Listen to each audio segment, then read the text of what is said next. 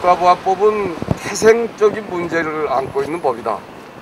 그리고 주범력이 부족하고 존재 근거가 빈약한 반인권법이다.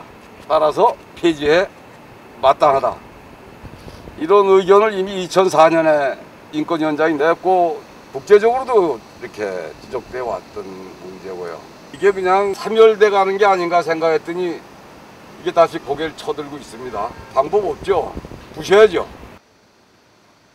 6.15 청와본부 전 집행위원장 국가보안법 유죄 확정 판결 규탄 기자회견을 진행하도록 하겠습니다.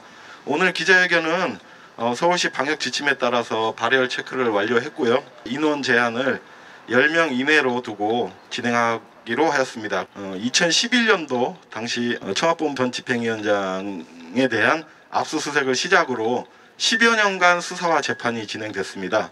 전 집행위원장의 활동은 통일부와 협의를 거쳐서 유죄 소지가 전혀 없음에도 불구하고 무리한 검경의 압수수색을 시작으로 지금까지 사건이 이어져 왔습니다. 저희는 이 판결에 대한 부당성 그리고 시대에 맞지 않는 구시대 악법인 국가보안법이 아직도 살아있는 이 현실을 규탄하고 국가보안법 폐지를 주장하기 위해서 오늘 기자회견을 진행하게 되었습니다.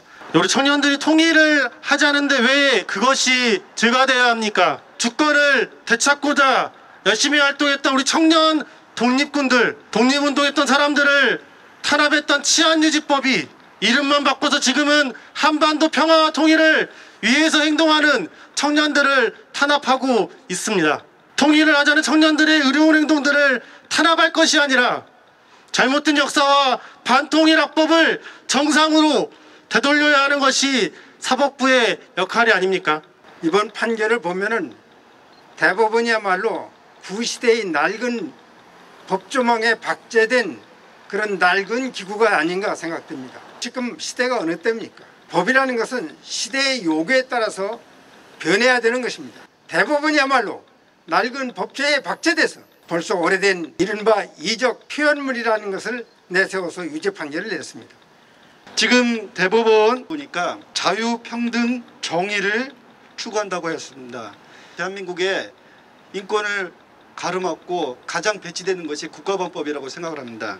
세상의 여론은 국가보안법으로 인해서 누가 피해를 본 사람이 있느냐, 국가보안법으로 인해서 얼마나 많은 사람들이 피해를 당하느냐 하면서 국가보안법을 외면을 하고 있습니다.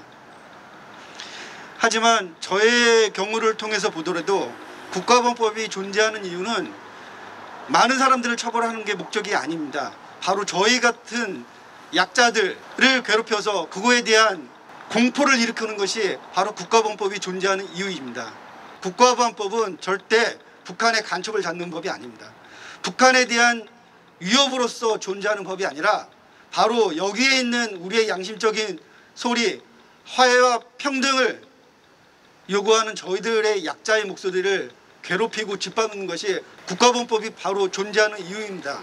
이명박 정권하에서 시작되어 1심 무죄, 2심 유죄를 거쳐 촛불 정권을 자임하는 문재인 정권하에서 최종 유죄 판결이 내려진 것이다. 우리는 이번 판결을 용납할 수 없으며 시대를 역행하는 사법부의 판단을 강력히 규탄한다. 국가보안법은 사라져야 할 구시대의 유물이다.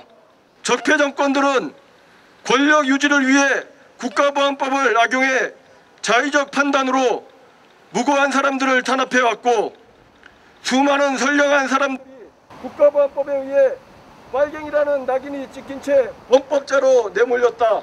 국가보안법이 여전히 작동되고 있는 왜곡된 현실에 분노하지 않을 수가 없다. 정부와 국회는 남북관계에 방해가 될 뿐인 국가보안법을 즉각 폐지하고 민족의 수건인 남북관계 개선과 통일의 길에 나서야 할 것이다.